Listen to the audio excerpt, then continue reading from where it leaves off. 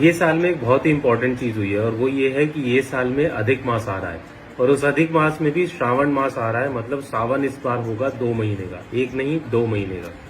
तो ऐसा क्या कभी हमने सोचा है कि ऐसा क्यों होता है कि सावन मास जब से शुरू होता है, सावन का महीना जब से शुरू होता है तब से ही ये सब व्रत करना, उपवास करना, पूजा पाठ करना, ये सब क्यों शुरू होता है? क्या लॉजिक रीजन हो सकता है इसके पीछे? क्या ये हमारी हेल्थ को भी इम्पैक्ट करता है? जी हाँ, तो आज इसके बारे में जानते हैं। ऐसा क्यों होता है कि जब सावन महीने का शुरुआत होती है उस समय से ही पूजा पाठ और खास करके सभी व्रत करना शुरू कर देते हैं।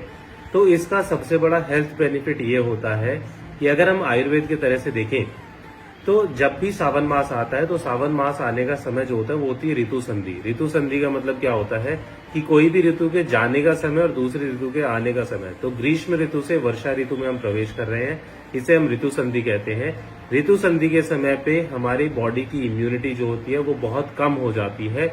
इसी वजह से उपवास करना हमारे लिए बेनिफिशियल होता है, क्योंकि जब भी हम फास्ट करते हैं तो फास्ट करने से हमारे बॉडी की इम्यूनिटी जो है बूस्टअप होती है और हमें बीमारियों से बचाती है। तो इस महीने में ज्यादा खाने से बचें, कम से कम खाएं, उपवास करें और अपने शरीर को हेल्दी रखें। और जानकारी के लिए कीप फॉलोइंग अस।